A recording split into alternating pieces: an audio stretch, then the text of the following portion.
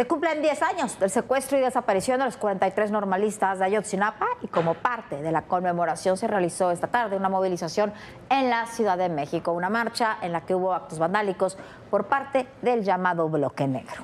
Actos vandálicos que están todos los días vienen ocurriendo desde la semana pasada y vienen ocurriendo en los últimos 10 años y desde antes de la desaparición de los jóvenes. Decenas de comercios en el centro de la ciudad fueron afectados, desde cafeterías hasta hoteles, tiendas de ropa. A ver, eso no son protestas, eso es vandalismo. Los actos vandálicos no fueron cometidos, por supuesto, por todos los integrantes de la movilización. Siempre hay un grupo que es el que los realiza. El grueso del contingente avanzó en forma pacífica cerca de las 7:30 de la noche. La propuesta finalizó, pero los actos de vandalismo ahí están todos los días. Estuvimos viendo no solamente los actos de vandalismo, las bombas que hubo contra el Senado, los ataques o intentos en buena parte del centro histórico, el viernes pasado contra el cuartel militar de Iguala, esta misma semana contra la Secretaría de Gobernación. Lo grave de esto es que todo, pero absolutamente todo, queda impune. Poco antes de las 5 de la tarde comenzó la movilización. 5, 26, 27, 28, 29, 40, 41, 42, 43, ¡justicia! Con el conteo de los 43 estudiantes normalistas desaparecidos y la exigencia de justicia, el contingente partió del Ángel de la Independencia sobre Paseo de la Reforma. Y los actos vandálicos no tardaron. El grupo denominado Bloque Negro rompió vidrios y saqueó una cafetería en la calle de Florencia.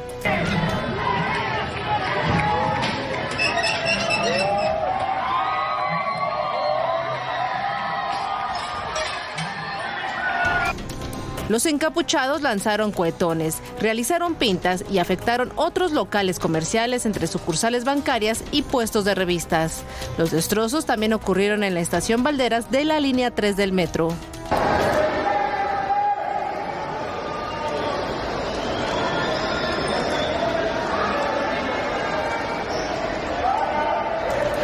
Al llegar a la glorieta de Amajac, intentaron ingresar a un hotel. Mientras el grueso del contingente avanzó rumbo a la plancha del Zócalo, algunos jóvenes cargaban féretros durante la movilización. Familiares y amigos de los normalistas desaparecidos se detuvieron en el antimonumento, leyeron un mensaje y escarbaron la tierra del camellón para colocar los rostros de los normalistas. Mientras que las agresiones siguieron por Paseo de la Reforma hasta llegar al centro histórico. En la esquina de República lanzaron petardos a un restaurante. Las vallas en las calles del primer cuadro no impidió al grueso del contingente pasar. Cerca de las 6:30, los primeros grupos llegaron al Zócalo capitalino, donde ya los esperaban varias vallas colocadas desde muy temprano. Y cerca de la Asta Bandera, colocaron un templete donde realizaron su mitin de protesta para exigir esclarecer el caso a más de 10 años. Mientras no se sepa la verdad de lo que ocurrió la noche del 26, seguiremos caminando y levantando la voz hasta que haya verdad y justicia. La noche terminó con más cohetones y lanzamiento de objetos a las vallas metálicas.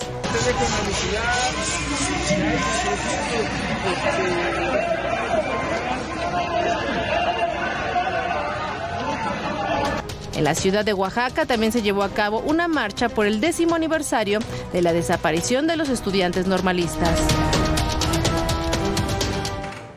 Y esa es la historia del fracaso de una investigación que ya estaba resuelta y que por los intentos de manipulación política terminó fracasando. Pero no solamente fracasó en la investigación, sino que también liberó a asesinos que ya estaban encarcelados, a inocentes los encarceló y bueno, esta administración le heredará este problema enorme a la siguiente.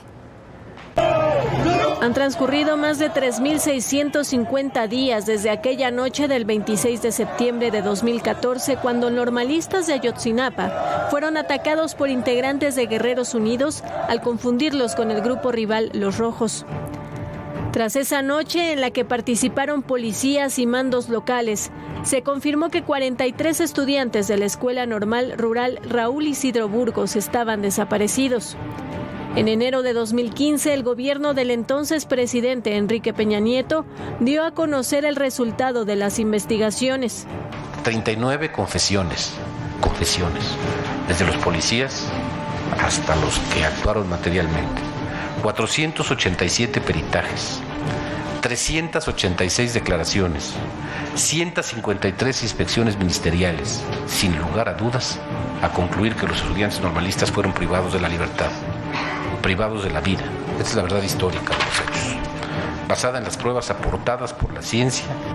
A partir de ese día, el tema se centró en desacreditar esa investigación. En 10 años, la pesquisa del caso Ayotzinapa ha fracasado. De jefe de sicarios de Guerreros Unidos, Gildardo López Astudillo, el Cabo Gil, pasó a testigo protegido por el anterior fiscal especial Omar Gómez Trejo y el entonces subsecretario Alejandro Encinas.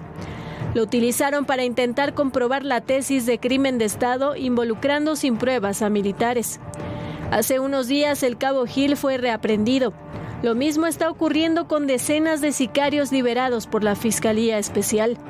Otro de ellos es Felipe Rodríguez Salgado, alias El Cepillo o El Terco, integrante de Guerreros Unidos que confesó su participación en los hechos. ¿Sí te acuerdas de los 4 chavos que murieron en Carrizalillo en un enfrentamiento de los robos con Guerreros Unidos? Dice, sí. Dice, pues aquí en la mano, en una curva de los Ayotzinapa. La acusación que construyeron Encinas, Gómez Trejo y Vidulfo Rosales, asesor de los padres de Ayotzinapa, está basada en testimonios de integrantes de Guerreros Unidos que se convirtieron en testigos protegidos. Sicarios confesos que obtuvieron su libertad alegando que sus confesiones fueron obtenidas de manera ilegal. No obstante, sus declaraciones no estaban sustentadas en pruebas y eran contradictorias. Incluso, algunos tuvieron que brindar hasta 11 testimonios distintos para poder ajustar sus dichos al planteamiento de la Fiscalía Especial. 6 años después y con varias contradicciones en sus testimonios, el Cabo Gil involucra a militares con Guerreros Unidos, entre ellos el general brigadier José Rodríguez Pérez, ex jefe del 27 Batallón de Infantería en Iguala. Nosotros no tenemos por qué interrumpir en funciones de la policía municipal. Nosotros sabemos que hay una fuerza que está actuando en contra de unos jóvenes que están realizando actividades de vandalismo en la ciudad. Cuando supimos que había unas órdenes de aprehensión o que se nos señalaba, de inmediato nos presentamos para demostrar nuestra inocencia. El Gil dice que los jóvenes fueron detenidos y que se los llevaron en camionetas del ejército al batallón de Iguala y que los cuerpos destazados de los estudiantes fueron incinerados hasta el 28 de septiembre. En el tercer informe de la Comisión para la Verdad y Acceso a la Justicia del caso Ayotzinapa, presentado este miércoles, lo único claro es que las investigaciones dieron un giro de 360 grados para regresar a donde estaba en 2015. Bueno, este es un fracaso absoluto. ¿Por qué? Porque confiaron en estos personajes como el Cabo Gil, el Cepillo. ¿Y por qué? Porque lo manipularon. Encinas, Trejo, hicieron las consignas, transformaron las consignas de la campaña de que fue el Estado, lo transformaron en una investigación que tendría que haber sido del Estado mexicano. Esas manipulaciones son las que provocaron estos temas. Hubo detenciones sin pruebas, la del general Rodríguez Pérez, la de otros militares que están todos ya en libertad, no en libertad, pero sí en el proceso en sus domicilios, la del propio Jesús Murillo Caram. Usted puede tener la opinión que quiera de Jesús Murillo Caram, pero no tiene nada que ver con los hechos de los que se le acusa. No participó en la desaparición de ningún joven. Es más, la Procuraduría, la que era la Procuraduría General de la República, entró al tema prácticamente 5 o 6 días después. Se hicieron investigaciones, el que era fiscal de Guerrero, Iñaki Blanco, hizo una muy buena investigación en los primeros días. El primero que dice que los jóvenes fueron incinerados ahí en Cocula no es ni la Procuraduría local, ni la Procuraduría Federal, ni el Ejército, es Alejandro Solalinde. El sacerdote Alejandro Solalinde tan cercano al presidente López Obrador, a la Escuela Normal de Ayotzinapa, a estos grupos. Después le ordenan a Solalinde que se calle la boca y ya no habla. No ha vuelto a hablar hasta el día de hoy. En esto hubo también corrupción. El dinero que se le ha dado a estos testigos protegidos, que se le ha dado al movimiento de los 43, la impunidad con que se han manejado, es una forma de corrupción. La anulación de sentencias a cambio de testimonios falsos es una forma de corrupción. La negligencia con que se actuó. Ahí están los restos que fueron encontrados en Cojula. Hay restos de unos 130 restos de diferentes personas que decidieron no enviar al Instituto de Genética de Innsbruck, donde se habían identificado ya a 3 personas. Se decidió no hacerlo. ¿Por qué? Porque no vaya a ser que descubrieran que ahí en Cocula sí estaban restos de los jóvenes. Es negligencia también no haber respondido a las peticiones del tribunal de que se presentaran los protocolos de Estambul. Gómez Trejo dijo que no tenían tiempo de hacerlo. Entonces el juez decide dejar en libertad a estos personajes, también violando normas, pero los decide dejar en libertad. Y la Fiscalía Especial no impugna. Son 10 años de impunidad. 10 años de impunidad y de rechazo de investigar también la relación que tenían con los rojos distintos grupos, incluyendo autoridades de la Normal de Ayotzinapa, porque ese es un dato duro de la realidad. Si no, no podemos investigar. Si no se investiga todo, no se puede investigar. Es esto de Ayotzinapa un fracaso total de este gobierno y, como decía Viviana hace unos minutos, una herencia maldita que le deja esta administración a la de Claudio Sheinbaum. Del que somos el primer país exportador. Renunció, ¿por qué? Porque no estaba de acuerdo. La magnitud que ha tenido el narcotráfico mexicano. Las confrontaciones, las reacciones.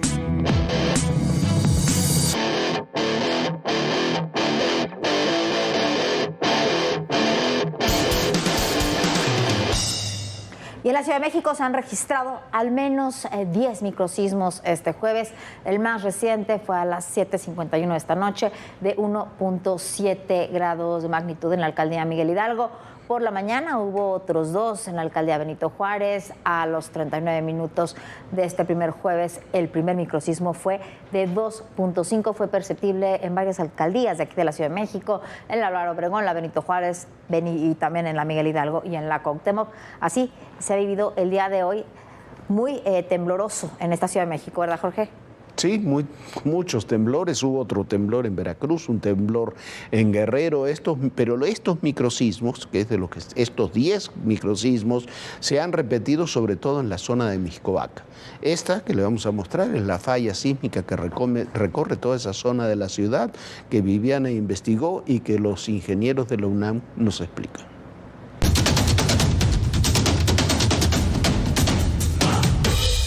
¿Cómo es, doctor? Muchísimas gracias por esta plática. ¿Qué se descubre esta falla? Bueno, en realidad la razón por la que nos encontramos esta falla geológica en la zona de Mixcoac tiene como motivo la última secuencia de sismos que sentimos en diciembre y enero del año pasado y a principios de este año. Lo que hicimos, nosotros somos un grupo de ingenieros civiles, ingenieros geofísicos, electrónicos, y estamos más preocupados sobre todo por lo que estaba ocurriendo con la vivienda, ¿no? Que había reportes de daños. Entonces decidimos de manera conjunta establecer una serie de sitios de medición para poder monitorear todo lo que estaba pasando en esta zona en general.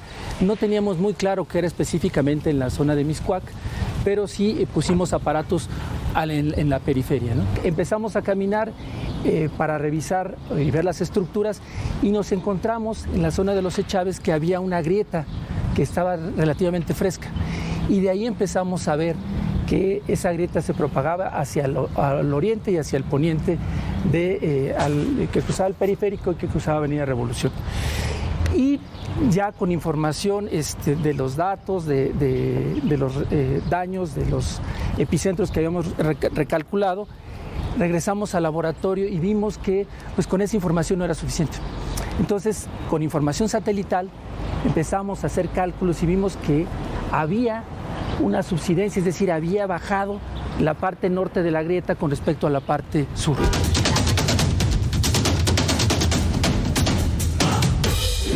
Estamos aquí en la calle de Augusto Rodán, en la colonia Mixcoac. Aquí es donde los especialistas de la UNAM detectaron las primeras grietas que significan que hay una falla sísmica aquí abajo.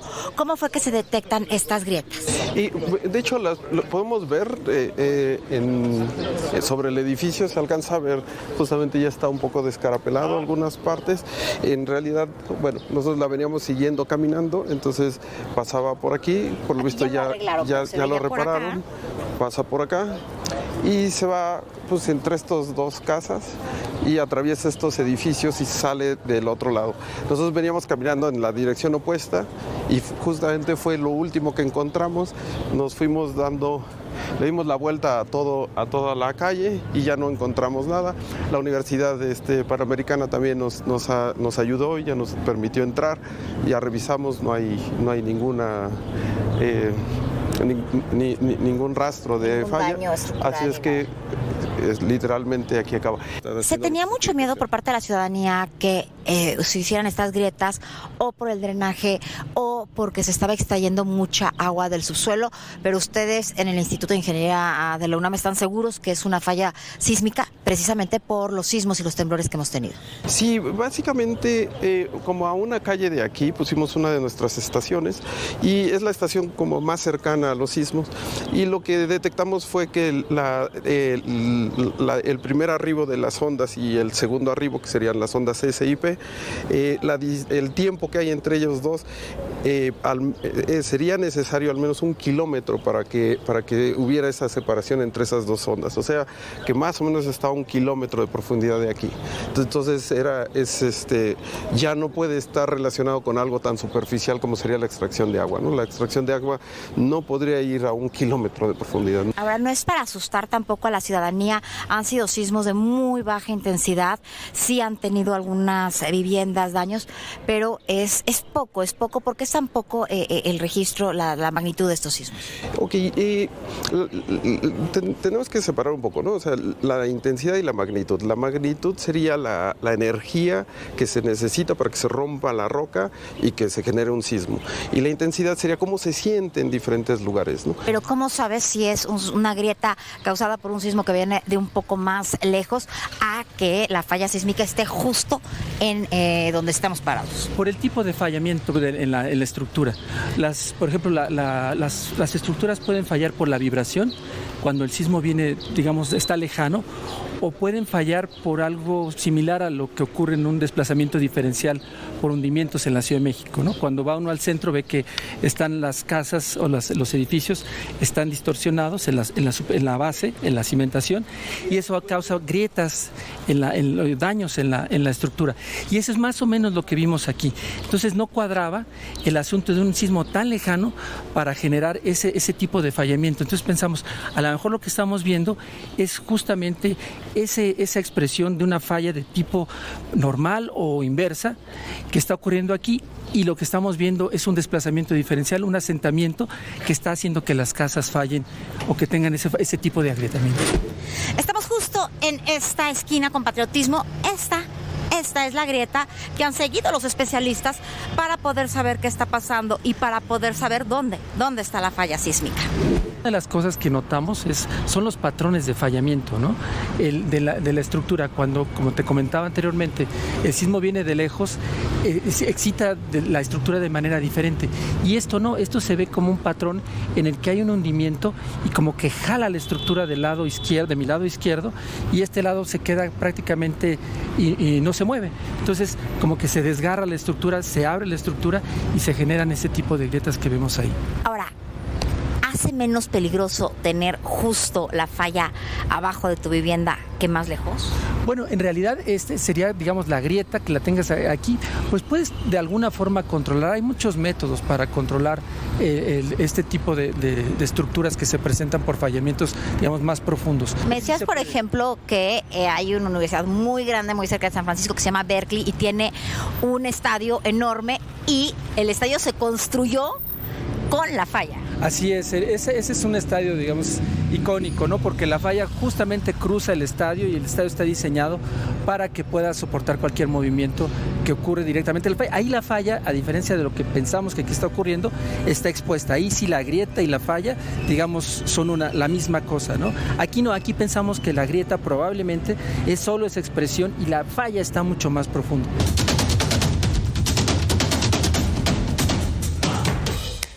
Y otro fenómeno natural es John, que ya se degradó a tormenta tropical, pero su paso por Guerrero dejó 6 muertos, 703 casas y 8 carreteras afectadas. El puerto de Acapulco ha sufrido nuevamente severas inundaciones y, pese a la tragedia, también hubo algunos saqueos. Esta es la segunda ocasión en menos de un año que Acapulco enfrenta la destrucción luego de un huracán, después de lo que vimos con el huracán Otis en octubre del año pasado.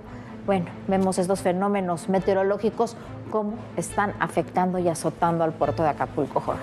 Sí, y no es solamente Acapulco. La tormenta tropical John también causó estragos en Oaxaca, donde se desbordó el Río Verde.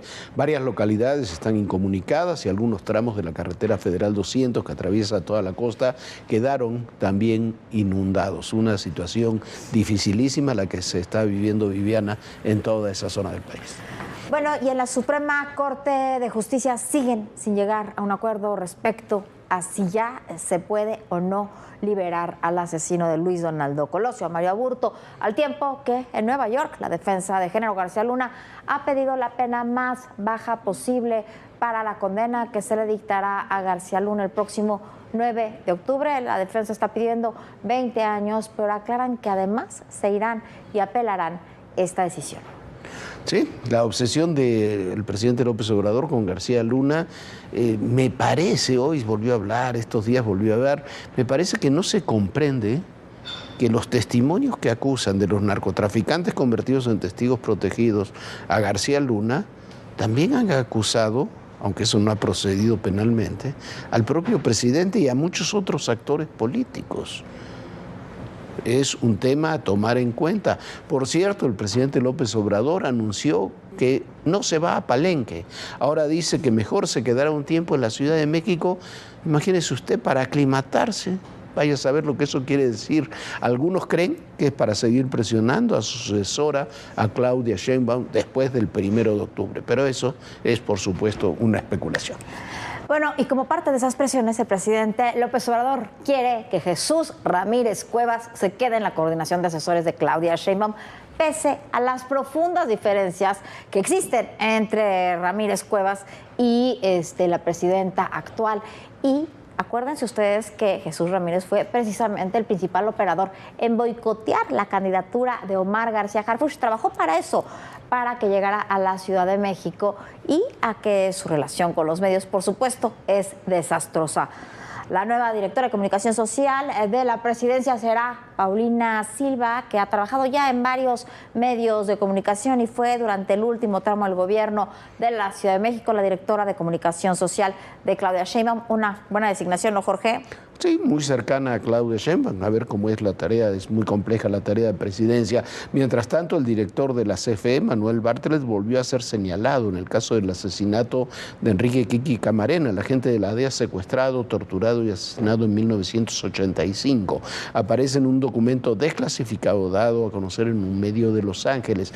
Pero mire usted, no, a veces Bartlett no es objeto de nuestra simpatía y demás, pero en un caso que hemos investigado mucho, el caso Camarena, realmente esa acusación contra Bartlett se hizo contra el general Arévalo Gardó, que se hizo contra otros personajes, la verdad no tiene asidero. Son declaraciones que hicieron en aquella época y se siguen repitiendo hasta el día de hoy, desde 1985 hasta el día de hoy, agentes de la DEA, también testigos protegidos desde aquella época hasta ahora que no tienen una sola prueba. Simplemente decir que Bartlett, por ejemplo, estaba en la casa, como dicen, estaba en la casa donde estaban torturando en Guadalajara a Kiki Camarena, siendo el secretario de Gobernación, la verdad es absurdo.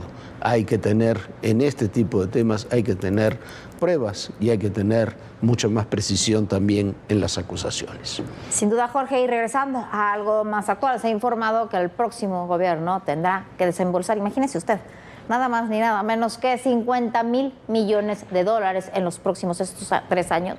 ¿Y esto para qué? Bueno, para pagar los vencimientos de la deuda asumida por Pemex. Pemex es, y no lo quieren reconocer, la petrolera más endeudada y peor administrada del mundo. Sí, es una empresa que estaría quebrada si fuera una empresa privada. Termina el sexenio y aumentan las demandas también de proveedores del gobierno federal que no reciben sus pagos de deudas acumuladas en acusaciones desde hace meses y en acusaciones desde hace años. La demostración más fehaciente fue el corte de los servicios de telefonía y redes a la Secretaría de Gobernación porque no había pagado por esos servicios desde enero pasado y debía 50 millones de pesos. Eso fue a Gobernación, pero a los proveedores de Pemex les deben miles de millones de pesos y la escena se está repitiendo en casi todas las dependencias donde hay deudas muy fuertes a proveedores. Pero bueno, esa historia concluye en 4 días y habrá que ver después de esos 4 días a quiénes les pagan, a quiénes no y cuánto. 4 días, Jorge, no falta nada para el cambio de gobierno. Ya el 1 de octubre tendremos presidenta, llegará al gobierno Claudia Sheinbaum y esta será otra historia. Nosotros ya nos vamos. Muchísimas gracias por habernos acompañado, pero por supuesto lo esperamos mañana aquí en punto de las 11 de la noche. Sueñe bonito. Bonita noche, Jorge. Muy buenas noches, Viviana. Mañana viernes le tendremos un programa especial. Le tendremos un extracto, porque dura mucho más, del documental que hicimos que se llama La Noche de Iguala. Lo tendrá usted mañana aquí a las 11 de la noche, que es una investigación sobre lo que realmente sucedió en Iguala aquel 26 de septiembre hace ya 10 años. Recuerden, en el poder y en la política todo, pero absolutamente todo es personal. Gracias.